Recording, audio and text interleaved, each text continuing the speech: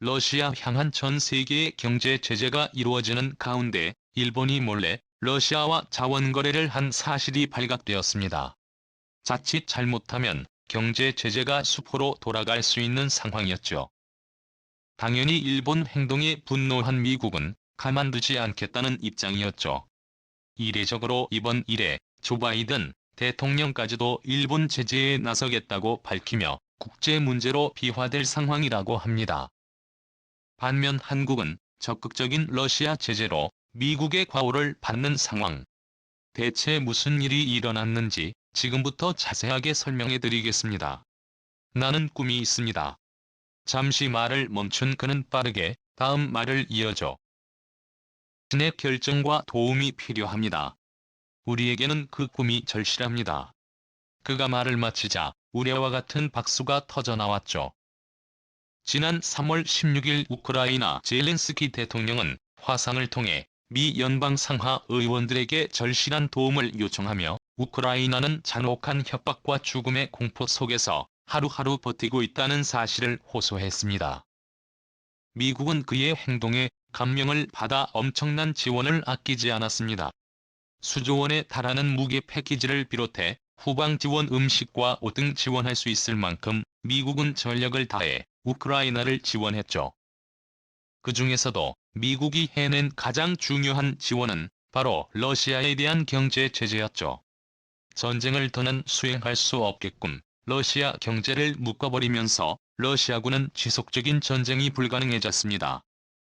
보급은 물론이고 무기에 이르기까지 천문학적인 돈이 필요한 전쟁에서 미국은 전 세계 규모의 경제 제재를 단행해 러시아를 꼼짝 못하게 만들었죠. 결제망에서 벗어나는 러시아 경제는 북한 수준으로 후퇴했습니다.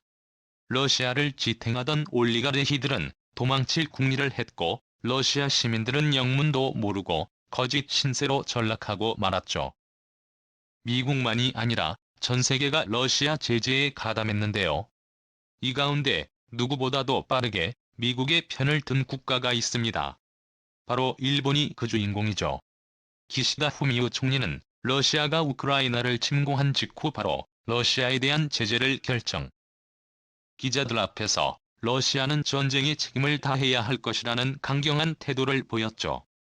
심지어 외교적 수사에서 잘 사용하지 않는 깡패 발언까지 나오며 모든 파트너들과 함께 깡패 국가에 맞서 싸울 것이라고 언급했죠.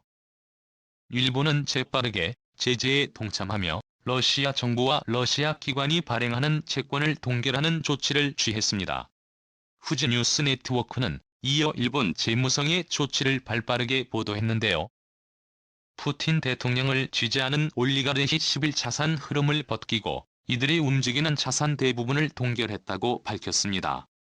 푸틴의 자금책이라 알려진 유리 코발주크의 자금이 묶인 것도 드러났는데요. 심지어 이번 제재는 미국의 요청도 아니라 일본의 독자적인 제재로 드러나면서 많은 이들의 놀라움을 불러일으켰습니다. 일본도 러시아와 교류를 오래 지속한 이상 러시아의 심기를 건드리면 사업이 허사로 돌아갈 가능성이 높았죠. 그럼에도 불구하고 일본은 제재의 수위를 낮추지 않았습니다. 미국 역시 일본의 단호한 태도에 호응하는 모습을 보였죠. 조 바이든 대통령은 제재 참가에 도움을 준 나라로 일본을 거론하는 등 일찍 미국의 손을 든 일본을 향해 감사의 인사를 보냈습니다.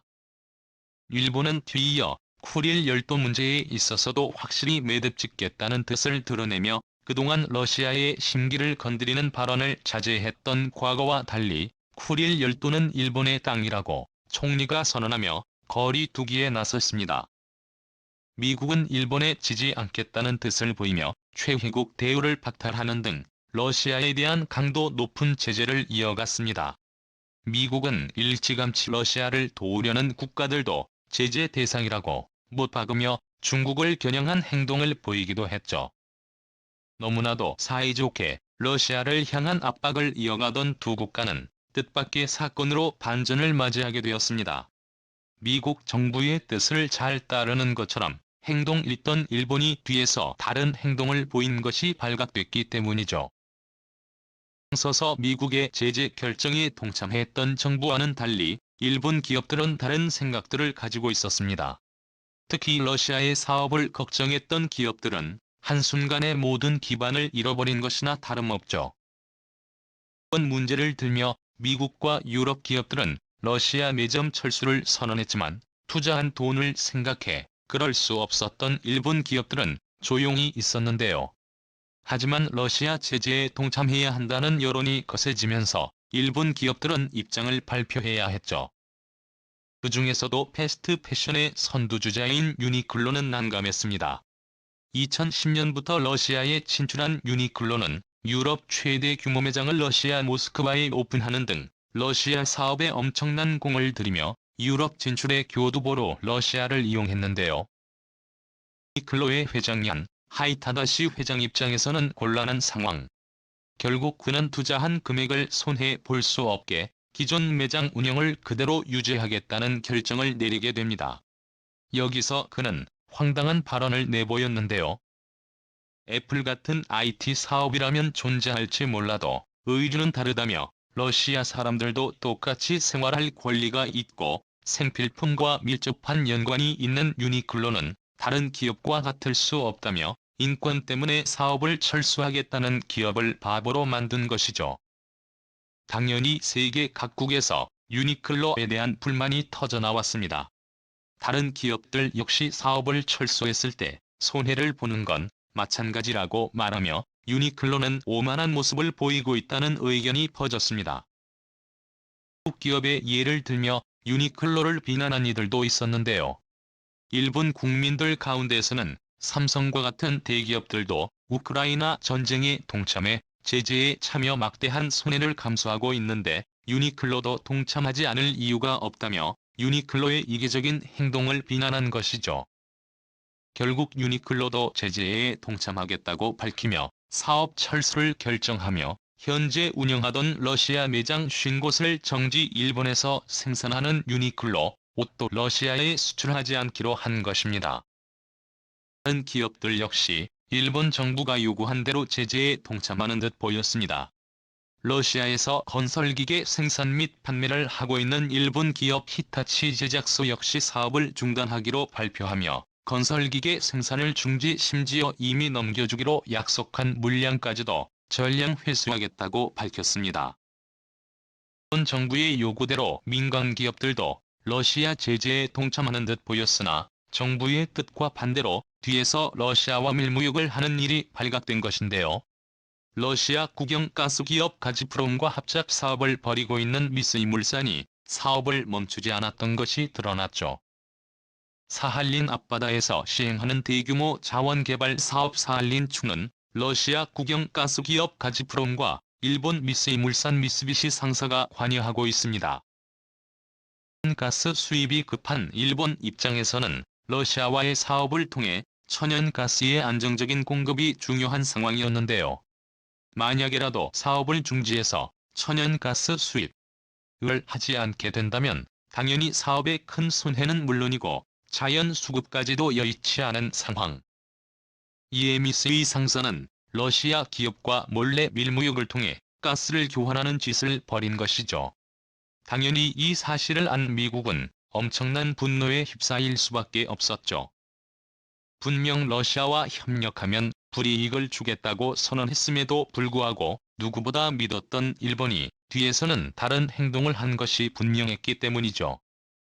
심지어 러시아에 진출한 일본 상장기업 168개 회사 가운데 22%에 해당하는 37개 회사만 현재 사업을 일시 중단하고 미국의 제재에 소극적인 태도를 보이는 것이 드러난 것이죠. 누구보다도 앞장서서 미국 편을 들었던 일본의 겉과 속이 다른 행동에 미국 정부는 일본에 대한 제재를 검토하고 있는데요.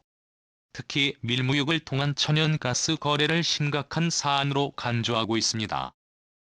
미국 상무부는 국방항공 우주해양 산업에 필요한 반도체, 컴퓨터, 통신 등 다양한 부문에 걸쳐 러시아의 수출 통제에 제재를 가했는데요.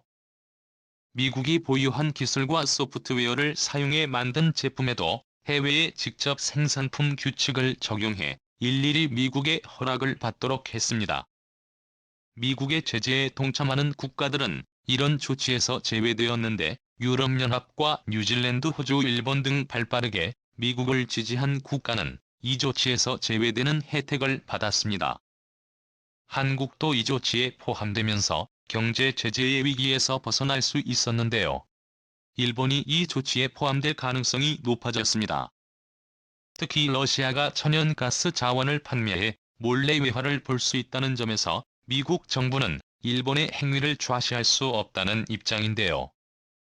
돈 그레이브스 미국 상무부 부장관은 사할린에서 개발 중인 일본 기업들은 즉시 손을 떼고 러시아를 돕지 말아야 한다고 경고를 날렸으며, 만약 이를 어길 경우 동맹국이라 하더라도 예외는 없다는 일침을 가했습니다.